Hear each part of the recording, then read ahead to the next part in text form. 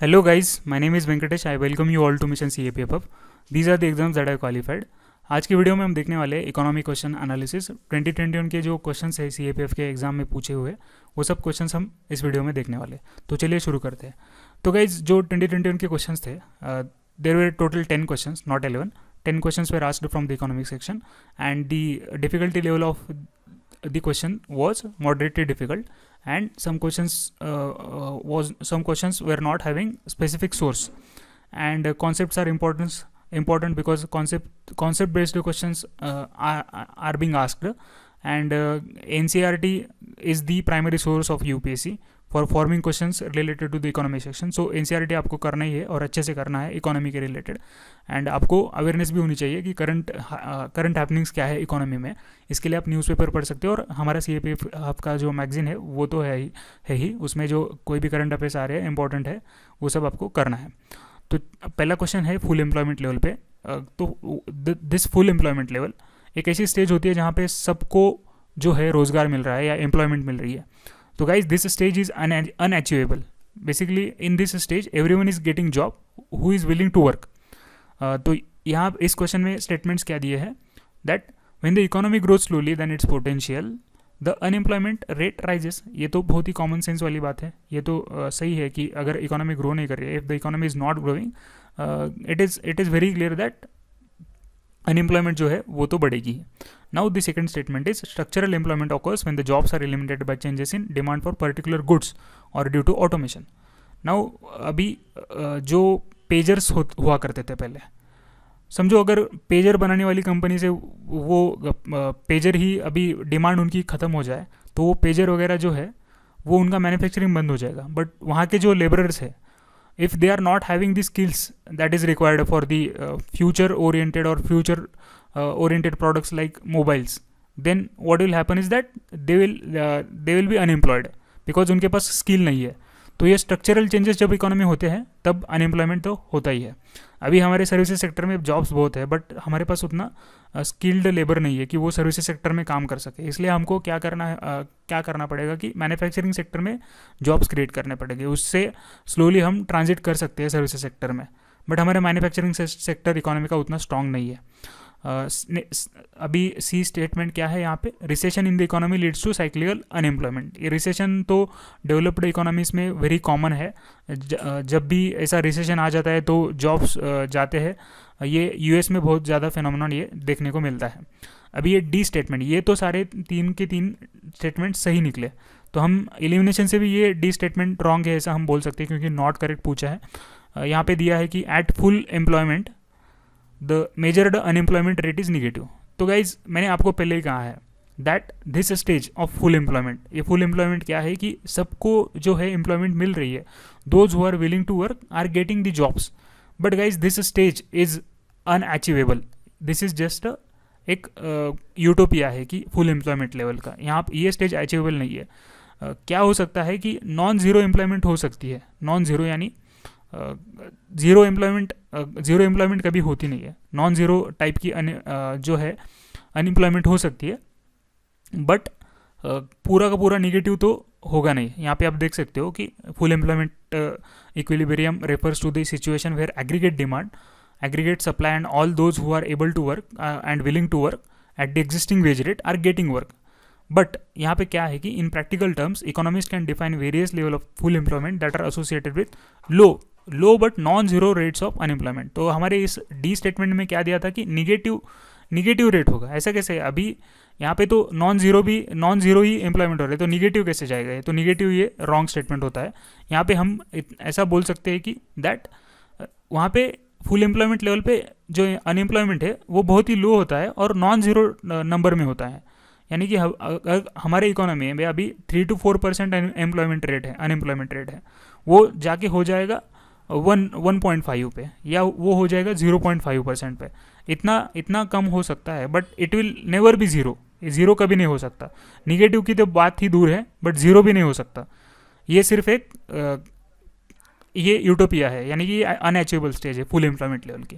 तो हमारा नेक्स्ट अभी अगर हम डीपली उसको देखना चाहे फुल एम्प्लॉयमेंट को, तो यहाँ पे क्या है full employment. Full employment is seen as the ideal employment rate within economy at which no workers is involuntarily employed. जो काम करना ही नहीं चाहते उनका यहाँ पे कोई रिलेशन नहीं है. जो काम करना चाहती है उनको सबको जो है जॉब मिल रहा है या एम्प्लॉयमेंट मिल रही है. Full employment labour is one component of an economy that is operating at its full productive potential and producing at a point along the production possibilities frontier. जब ये प्रोडक्शन पॉसिबिलिटीज फ्रंटायर का भी question उन्होंने पूछा है, इसके बारे में हम देखेंगे. Basically what is happening here is that resources का जो है ऑप्टिमल यूटिलाइजेशन हो रहा है और सबको जो है एम्प्लॉयमेंट मिल रही है. If there is any unemployment then economy is not producing at full potential and some improvement in economic efficiency may be possible. तो मैंने जैसे कि आपको कहा है यहाँ पे कि रिसोर्सेज जो भी है इकोनॉमी में अवेलेबल वो पूरी तरह से उनका ऑप्टिमम यूटिलाइजेशन चल रहा है. इसी वजह से इकोनॉमिक एफिशिएंसी भी बढ़ी है और सब लोगों को जो है एम्प्लॉयमेंट मिल भी रही है. However, because it may not be practically possible to eliminate all unemployment from all sources, full employment may not actually be attainable. जैसे कि मैं आपको बोल रहा हूँ कि फुल एम्प्लॉयमेंट लेवल जो है अनअटेनेबल है. नाउ ये नेक्स्ट क्वेश्चन है, ये भी कॉन्सेप्ट बेस्ड क्वेश्चन है. वो बहुत ही अच्छा क्वेश्चन पूछा है यूपीएससी ने. यहाँ पे the amount by which equilibrium level of real GDP exceeds the full employment level of GDP is called. अभी ये फुल एम्प्लॉयमेंट, ये भी फुल एम्प्लॉयमेंट रिलेटेड ही क्वेश्चन है. तो यहाँ पे इसका जो आंसर है इन्फ्लेशनरी गैप है. अभी हमको इन्फ्लेशनरी गैप क्या है ये समझना है. तो गाइज इन्फ्लेशनरी गैप क्या है? Inflationary gap is a macro economic concept that measures difference between current level of real gross domestic product GDP and the GDP that would exist if an economy was operating at full employment. तो मैंने जैसे कि आपको कहा है full employment level क्या है. ये एक ऐसी लेवल है जहाँ पे रिसोर्सेज का ऑप्टिमम यूटिलाइजेशन हो रहा है और इफिशियंसी एकदम हाई लेवल पे है, जहाँ पे सबको रोजगार वगैरह मिल रहा है, जहाँ पे सबको एम्प्लॉयमेंट वगैरह मिल रही है. But guys this stage is unachievable. यहाँ पे what is inflationary gap then? Inflationary gap में क्या है कि दैट जो एक्चुअल जीडीपी है, actual GDP is far more greater than potential GDP. Now when we say potential GDP is the GDP that we are talking about the future GDP. But ये जो actual GDP है, current जो GDP है, it becomes greater than the potential GDP because of the inflation. जब inflationary gap की situation होती है तब क्या होता है कि एक्चुअल जीडीपी जो है वो बढ़ जाती है पोटेंशियल जीडीपी के तुलना में. तो यहाँ पे आप देख रहे हो कि पोटेंशियल जीडीपी जो ये फ्यूचर में जीडीपी अचीवेबल है. जब हमने शुरू किया था 1951 में, हमारी जो तब इकोनॉमी कितनी थे, बहुत ही छोटी इकोनॉमी थी हमारी. बट अब जाके कितना बड़ा साइज हो गया है हमारे इकोनॉमी का.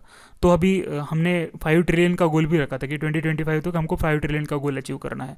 तो ये जो गोल हम अचीव करने की बात कर रहे हैं वो हम पोटेंशियल जीडीपी के बारे में बात कर रहे हैं.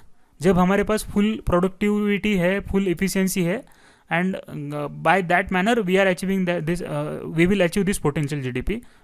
हमारा पोटेंशियल एम है कि we should be achieving 5 trillion mark of the GDP. And यहाँ पे क्या हो रहा है कि एक्चुअल जीडीपी जो अभी की जीडीपी है 2021 में जो जीडीपी है that is exceeding this potential GDP. यानी कि अभी ऐसा एक सिचुएशन ले लो आप कि हमने 5 ट्रिलियन का गोल तो रखा है 2025 का, बट अभी ऐसी सिचुएशन हो गई है कि जब हमारी जीडीपी 6 ट्रिलियन हो गई है. तो what has happened here is that our actual GDP has exceeded the potential GDP and this situation is known as inflationary gap. And ये सिचुएशन कब अराइज होती है कि वर्कर्स जो है उनके शिफ्ट्स बढ़ गए हैं, वो ओवर टाइम काम करना शुरू कर दिया है, उन्होंने फुल अपना पोटेंशियल देके फुल कंट्रीब्यूशन कर रहे हैं, इसलिए जो प्रोडक्शन है वो बढ़ गया है, कंजप्शन भी बढ़ गया है, एंड अनएम्प्लॉयमेंट जो है वो कम हो गई है. तो ये ऐसी सिचुएशन जो होती है ना फ्रेंड्स, ये सस्टेनेबल नहीं है लॉन्ग रन में. This is just a temporary stage, ये सस्टेनेबल नहीं है. तो ये इस कॉन्सेप्ट पे इन्फ्लेशनरी गैप का उन्होंने क्वेश्चन पूछा है. यहाँ पे क्वेश्चन क्या है कि the amount by which equilibrium level of real GDP exceeds the full employment level of GDP is called as, ये पूछा है. सिंपल सा है, इन्फ्लेशनरी गैप है, बिकॉज ये जो जीडीपी हमको बड़ी हुई दिख रही है it is because of the inflation, and ये सस्टेनेबल नहीं है लॉन्ग रन में. तो नेक्स्ट क्वेश्चन देखते हैं. ये क्वेश्चन जो है इसका कोई स्पेसिफिक सोर्स नहीं है. इकोनॉमी सर्वे में भी हमने ढूंढने की कोशिश की, इसका सोर्स नहीं मिला है. ये डिस्प्यूटेड भी वैसे, कुछ लोग बोल रहे हैं इसका बी आंसर होगा, कुछ बोल रहे हैं कि डी आंसर होगा, बट हमने ये हमारे आंसर की में डी आंसर दिया है इसका. That sectoral shares of gross value added for the year 2009 to 10 to 2018 to 19 show that the share of services sector in GVA in India has increase over the years, which among the following driven the maximum increase. तो guys services sector का जो classification है, सब classification इन sectors में होता है. Electricity है, trade, hotel, transport है, या financial, real estate, professional services है, public administration, defence and all the services है. तो हमारा सर्विसेज सेक्टर है ना, उसका भी क्लासिफिकेशन है, सब क्लासिफिकेशन है. तो ये सब क्लासिफिकेशन में, सब कैटेगरी में ज़्यादा से ज़्यादा जो जीवीए है वो किस सेक्टर ने ये किया है. Services in GVA in India has increase over this, which among the following has driven the maximum increase. तो इनमें से जो कौन सा सेक्टर है जिसने जीवीए में ज़्यादा से ज़्यादा कंट्रीब्यूट किया है, ऐसा क्वेश्चन यहाँ पे पूछ रहा है. बट इसका स्पेसिफिक सोर्स ना होने के चलते हमने इसका डी आंसर दिया है. इसका हमने एक ग्राफ भी दिया था, एक ऑथेंटिक साइट थी, उस साइट पे तो ये D financial, real estate and professional services दिखा रहा था. तो अभी नेक्स्ट क्वेश्चन है, ये बहुत ही सिंपल क्वेश्चन है, डायरेक्टली एनसीईआरटी से पूछा गया है. On the basis of employment conditions the economy is divided into. Economy किस एम्प्लॉयमेंट के बेसिस पे किस इसमें डिवाइड होती है. तो यहाँ पे ऑर्गेनाइज्ड एंड अनऑर्गेनाइज्ड सेक्टर्स, इसका ये ऑप्शन है, organised and unorganised sector. You must be knowing this fact, because if you are not aware about it, you might get confused and you might choose option like primary, secondary and tertiary sectors. But guys, you should be reading NCERTs from line to line and page to page, and you should be getting aware of each and every concept that is given in the NCERT, especially the macroeconomic NCERT. Those concepts related to GDP, GNP and banking, finance, you should be covering all those topics. Okay. So reading other materials for economy is not enough. You must be prioritizing NCERTs before anything else. Okay. So the next question is about money. So for anything to be recognized as money, it needs to have which of the following characteristics. ये बहुत ही interesting question है. यहाँ पे क्या दिया है, first statement is that act as an intermediate in exchange process. ये तो बच्चे को भी पता है कि that it is an intermediate in exchange process. If you are doing any type of transaction, economic transaction, at that time this acts as an intermediate, because we are exchanging money for the goods, okay, और the services. So the second statement is a standard unit of quoting prices. So this is very obvious that we quote prices through money, and it must be divisible. So 10 rupees are divisible into coins of 10 coins of 1 rupees. So it must be divisible. Okay. So this is also a feature of money. And now we have fourth option, which is very interesting, guys. It says that it should have higher value in alternative uses. The money should have higher value in alternative uses. Guys, ये तो बनाने वाली बात हो गई, क्योंकि कैसा है कि अगर मनी का जो अगर हायर वैल्यू होगा ऑल्टरनेटिव यूजेस के लिए, तो आपको पता है कि मोहम्मद बिन तुगलक के टाइम में क्या हुआ था. लोगों ने जो करेंसी होती है वो मेल्ट करके रख ली थी, और बाकी की जो टोकन करेंसी है वो पूरी मार्केट में लाके फ्लड कर दी थी. एंड सिमिलरली हमारे जो धीरू भाई अंबानी है, उन्होंने भी ऐसा कुछ किया था. आप इनकी स्टोरी पढ़ लीजिए कि धीरू भाई अंबानी ने क्या किया था. धीरू भाई Ambani had made it Fortune in the port of Aden in what is now known as Yemen. Now he spotted the local coins which had a face value less than the value of the silver from which they were made. तो जो face value थी उन coins की वो बहुत कम थी. जो silver से जो कॉइन्स बनाए गए थे वो सिल्वर की कीमत जो है वो ज़्यादा थी as compare to the face value of those coins. So what Dhirubhai Ambani did, he bought every coin and melted them down and pocketed the difference. यानी कि धीरूभाई अंबानी ने क्या किया कि जो जितने कॉइन मिल सकते हैं उनको, वो कॉइन उन्होंने ले लिए, उनको मेल्ट कर दिया. मेल्ट करके उन्होंने ये उसका जो यूज़ है वो सिल्वर मेटल के लिए किया, सिल्वर ऑब्टेन करने के लिए किया. तो money should not be having the higher alternative uses, otherwise people might collect it and people might melt those coins and use it for the another purpose. Okay, so ये statement है, गलत है statement. तो इसका answer होगा 1 2 3. तो ये पहले 3 स्टेटमेंट सही है, 4 जो है गलत है. Next question is about the widespread deaths due to starvation and epidemics are the characteristics of. तो गाइज ये भी एनसीईआरटी से पूछा गया डायरेक्ट क्वेश्चन है. This is the famine. So you must be knowing about what is famine, what is drought. So there is a difference between drought and famine. Okay, so if you are talking about drought, it is about a meteorological drought where rain less than a specific amount over the specified amount of time. then you have meteorological drought. In hydrological drought, what happens is that stream or lakes falls below certain amount of water. Okay, and agricultural drought में क्या होता है? Significant reduction in crop yield. Whenever there is a reduction in crop yield, we can say there is an agricultural drought. Even when we have enough amount of rainfall, if there is a excessive rainfall, we also might have this agricultural drought, because if the crops are destroyed by the excessive rainfall, then there will be significant reduction in crop yield, and then also we can call this as a agricultural drought. So please keep this in mind, that it is not only the rainfall that decides drought, but also there are different types, there are varieties of droughts. So agricultural drought might occur even when rainfall is enough. Okay, so the next concept important is the famines. Now famine are differentiated from droughts on the basis that ये famines जो होते हैं, they are man made, they are not natural. Famines happen because of the mismanagement of the administration. अभी जो 1943 में drought आया था India में, वो क्या हुआ था कि ब्रिटिश गवर्नमेंट का मिसमैनेजमेंट था वो. क्योंकि यहाँ पे क्या होता है कि even when the food is available, it is not reaching to the people. So accessibility में प्रॉब्लम है फूड के.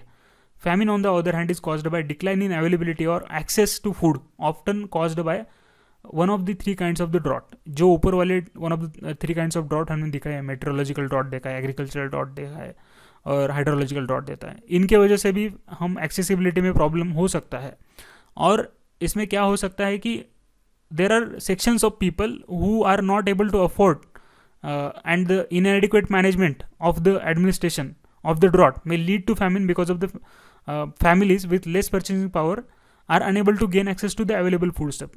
अभी कोई गरीब लोग है, they will not be able to purchase the food in times of drought, because उसका price जो है वो बढ़ जाता है, उनके पास फूड वगैरह नहीं होता है. और जब एडमिनिस्ट्रेशन अगर इसको ड्रॉट को अच्छे से मैनेज कर लेता है, तो it will not lead to famines. Okay, so please keep this in mind that famines are related to the mismanagement and inability of the administration to control the droughts, and droughts will lead to famines. जहाँ पे starvation related deaths होते हैं, यहाँ पे दिया है कि widespread deaths due to starvation and epidemics are the characteristic of famine. तो ये छोटे छोटे कॉन्सेप्ट है, वो आपको कर लेने हैं एनसीईआरटी में से. Now the next question was about MSP, जो कि लास्ट ईयर भी पूछा गया था, 2020 में भी ये पूछा गया था. इन 2020 it was about the administrative price. Okay, तो प्लीज़ एडमिनिस्ट्रेटिव प्राइस क्या है ये आप देख लो कि administrative price is basically government जब इंटरवीन करती है, when government intervenes in the market and artificially fluctuates the prices. Okay, then at that time we can call it as an administrative price. This question was asked in CFF 2020. So please go through that question, and this question was very easy as compared to others. Now let us see the next question. How is the magnitude of price elasticity for an individual good determined? So this is a very good quality question actually, and conceptual question. The first statement is that by the degree to which the good is necessity or a luxury, by the extent to which the substitutes are available, by the rate of income growth in the economy, by the relative importance of the good in the consumer's budget. What is being asked here is that how is the magnitude of price elasticity for an individual good determined? What is elasticity? So guys elasticity कब बोलते हैं? Demand elastic है या inelastic है? समझो अगर food है, food products है, वो लोगों के लिए लगेंगी ही, they will buy it even if it cost double. जब कभी भी प्याज महंगे हो जाते हैं या कोई भी गुड्स वगैरह जो खाने के होते हैं वो महंगे हो जाते हैं, क्या लोगों को खाना छोड़ देते हैं? They will not do so, because ये जो बेसिक गुड्स है ना, इनकी जो डिमांड होती है वो इनइलास्टिक होती है. बट लग्जरी गुड्स जो है उनकी डिमांड जो है इलास्टिक होती है. अगर उनका जो प्राइस है वो बढ़ जाता है, अगर उनके सब्सटीट्यूट्स अवेलेबल है मार्केट में अच्छे से, और relative importance of the good जो है कंज्यूमर के बास्केट में उसका उतना इंपॉर्टेंस नहीं है. समझो मेरे पास बहुत पैसे आ गए हैं, then I want to buy a car. तो मुझे कार लेना है अभी, बट क्या हो गया है यहाँ पे कि दैट कार का प्राइस बहुत बढ़ गया है और पेट्रोल या डीजल का प्राइस भी बहुत बढ़ गया है. So what I will do is that I will shift it to the next year. मैं क्या करूँगा, ये नेक्स्ट ईयर को शिफ्ट करूँगा. तो ये रिलेटिव इंपॉर्टेंस जो है मेरे बास्केट में उस पर्टिकुलर गुड का, तो वो उतना नहीं है, क्योंकि मुझे नेसेसिटी नहीं है, I am just my income level has increase and I want to buy this car. तो यहाँ पे नेसेसिटी कितनी है हमको, आपको वो गुड परचेज करने के लिए, ये मैटर करता है प्राइस इलास्टिसिटी डिटरमाइन करने के लिए। यहाँ पे ये भी दिया है कि दैट नेसेसिटी है हो गया यहाँ पे हमारा रिलेटिव इंपॉर्टेंस हो गया, एंड उसके सब्सटीट्यूट में कुछ अवेलेबल है क्या। अगर मुझे कार लेना था तो I can buy a good bike, okay, मैंने उसका सब्सटीट्यूट ढूंढ लिया यहाँ पे। तो ये सारे रीजंस होते हैं जो प्राइस इलास्टिसिटी डिटरमाइन करते हैं। बट यहाँ पे एक तीसरा ऑप्शन है यहाँ पे, ये जो कि गलत है, by the rate of income growth in the economy. Guys, अगर इकोनॉमी में ग्रोथ हो भी रही है ना, if the income is not reaching to the people, अभी इंडिया का इतना ग्रोथ हो रहा था but the growth was jobless, people were not having the jobs. So अगर ये ग्रोथ हो रहा है तो ये ग्रोथ का बेनिफिट पर्टिकुलर कुछ सेक्शन ऑफ पीपल के लिए होगा। It is not necessary that the benefits और the fruits of the growth will be distributed equally amongst the population of the country. So this has not happened because the benefits of the growth of the economy were cornered by a particular section of the people. इसीलिए हमारे country में इतनी सारी inequality है, और ये growth जो है इसका बेनिफिट सबको नहीं हो सकता है। तो ये गलत ऑप्शन है, यहाँ पे आपको 1 to 4 ये चूज़ करना है। तो यहाँ पे आप एनसीईआरटी में डायरेक्टली देख सकते हो, close substitutes of the good, luxuries can be very responsive to the price changes, demand for necessities like to be price in elastic, ये सब एनसीईआरटी में दिया हुआ है, बहुत ही क्लियरली दिया हुआ है। तो नेक्स्ट क्वेश्चन है हमारा गाइस ऑटोमेटिक स्टेबलाइजर पे, which one of the following functions as an automatic stabilizer in the context of physical and monetary policies of an economy. यहाँ पे क्या दिया है ऑप्शन, पर्सनल इनकम टैक्स दिया है, reverse repo rate of bank दिया है, ओपन मार्केट ऑपरेशन दिया है, बॉन्ड प्राइस दिया है। अभी ये reverse repo rate of bank जो है, आरबीआई क्या करती है, हर 2 महीने में बाई मंथली पॉलिसी रिव्यू रखती है। अभी रिवर्स रेपो रेट चेंज करना है, कम करना है, रेपो रेट कम करना है, चेंज करना है, ये सब डिसीजंस कब होते हैं, 2 महीने के बाद होते हैं। तो ये एक एक्टिव मेजर है, ओके। अभी यहाँ पे आप देखो कि ओपन मार्केट ऑपरेशंस, ये भी एक एक्टिव मेजर है आरबीआई के लिए, आरबीआई के द्वारा लिया हुआ। अभी यहाँ पे बॉन्ड प्राइसेस है, बॉन्ड प्राइसेस का उतना इन्फ्लुएंस नहीं होता है। तो ये 3 जो ऑप्शन है वाइज, ये 3 ऑप्शन है, ये गलत ऑप्शन है। यहाँ पे हमारा सही ऑप्शन जो है ऑटोमेटिक स्टेबलाइजर को जो एक्ट करता है वो पर्सनल इनकम टैक्स है, क्योंकि पर्सनल इनकम टैक्स से भी एक इंपॉर्टेंट कॉन्सेप्ट यहाँ पे है, आपको इन्फ्लेशन टैक्स क्या है ये पढ़ना है। जब भी इन्फ्लेशन बढ़ता है तब क्या होता है कि लोगों के ऊपर लगने वाला जो टैक्स है ना, वो ज़्यादा जाता है गवर्नमेंट के पास।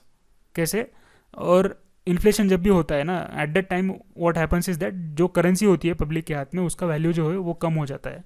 So it is a form of a tax जो कि गवर्नमेंट के पास जा रहा है। तो पर्सनल इनकम टैक्स क्या होता है कि it acts as a automatic stabilizer, क्योंकि अगर इन्फ्लेशन हो जाता है उसको कंट्रोल करने के लिए पर्सनल इनकम टैक्स कंट्रोल कर लेता है, पर्सनल इनकम टैक्स रिस्पॉन्सिबल है, तो इसीलिए उसको ऑटोमेटिक स्टेबलाइजर बोलते हैं। यहाँ पे मैक्रो इकोनॉमिक्स एनसीईआरटी में चैप्टर 5 में गवर्नमेंट बजट एंड इकोनॉमी में ऐसे ये क्वेश्चन पूछा है। यहाँ पे आप देख सकते हो, progressively graduated to the corporate and personal income taxes and payment schemes such as unemployment insurance and welfare are the known automatic stabilizers. Okay, automatic stabilizers are so called because they serve to regulate economic sizes and triggered automatically without further government action के भी ये trigger हो सकते हैं, इसलिए इनको automatic stabiliser बोला गया है। Now let us look at the source now. ये देखो यहाँ पे, during boom years when the employment is high, tax receipts collected to the finance such expenditure increase, exerting a stabilizes pressure on high consumption spending. The built-in stabilizer, however, reduce only part of the fluctuation in the economy. The rest must be taken care by the deliberate policy initiative. Deliberate policy initiatives में हमने देखा है कि RBI का जो repo rate वगैरह है, यहाँ पे आप देख सकते हो कि रिवर्स रेपो रेट है, रेपो रेट पे रिवर्स रेपो रेट डिपेंड करता है, ओपन मार्केट ऑपरेशन से, ये जो है डिलिबरेट पॉलिसी एक्शन है। बट ये इनकम टैक्स वगैरह जो है, it is not a deliberate policy action, but ये पहले से ही होता है। इनकम टैक्स वगैरह इसको साल में एक ही बार चेंज करते हैं यूजुअली, और ये अदर डेलिबरेट एक्शंस की तरह नहीं होता। तो नेक्स्ट क्वेश्चन देखते हैं, प्रोडक्शन पॉसिबिलिटी फ्रंटियर का क्वेश्चन है। ये बहुत ही अच्छा सवाल था, कॉन्सेप्ट बेस्ड सवाल है। That the production possibility frontier slopes downwards to the right as the resources are limited. यहाँ पे क्या दिया है कि ये जो प्रोडक्शन पॉसिबिलिटी फ्रंटियर है वो डाउनवर्ड राइट को स्लोप करता है। यहाँ पे देखो आप, ये देखो राइट साइड में इसका एक स्लोप आपको देखने को मिल रहा है। This is the image of the production possibility frontier, ये एनसीईआरटी में से ली गई इमेज है। तो यहाँ पे पहला स्टेटमेंट तो हमारा सही हो जाता है. सेकंड स्टेटमेंट क्या है? The different combination of various goods and services given the available resources and technology are denoted by the production of the possibility frontier. यहाँ पे इसका अभी प्रोडक्शन पॉसिबिलिटी फ्रंटियर का डेफिनेशन ही दे दिया है. यहाँ पे उन्होंने क्या दिया है? Different combination of various goods and services given the available resources and technology are denoted by the production possibility frontier. यहाँ पे प्रोडक्शन पॉसिबिलिटी फ्रंटियर में अगर हम आसान भाषा में समझना चाहें तो how we can do that? Guys, if you want to manufacture a car and you also want to manufacture a bike, and you have the limited amount of steel. Suppose you have 100 kg of steel. You want to manufacture both car as well as the bike. But if you keep producing only the cars, what will happen is that there will be no steel left to produce the bikes. Okay, so you will have to manufacture particular amounts of car and particular amounts of bike. So you will have to balance. You will have to balance between the limited resources that are available to you. Okay, तो यहाँ पे क्या दिया है उन्होंने D option में? On the production possibility frontier the output of one commodity can be increased without changing the output of another commodity. ये क्या बात हुई? इलॉजिकल बात है ये तो, कि अगर मुझे बाइक प्रोड्यूस करना है तो I will have to compromise on the quantity of cars that I am producing because the resources are limited. Resources क्या अनलिमिटेड नहीं है कि मैं जितना हो सके उतना प्रोड्यूस कर रहा हूँ and the output of other community is not also getting affected. So this is illogical guys. तो इसीलिए ये जो प्रोडक्शन पॉसिबिलिटी को फ्रंटियर है, यहाँ पे ये जो स्टेटमेंट है वो रॉन्ग हो जाता है. यहाँ पे आप देख सकते हो ये डाउनलोड भी स्लोप कर रहा है. आप एनसीईआरटी में से ये डिटेल्ड आप इसको एक बार अच्छे से पढ़ लेना, क्योंकि this is a very important concept. So guys, thank you for watching till the end. These are our initiatives. If you have any doubt, you can call on this number. And if you liked the video, please like the video. And if you have any doubts, you can comment in the comment section below. We'll reply you at the earliest. Thank you for watching. Jai Hind.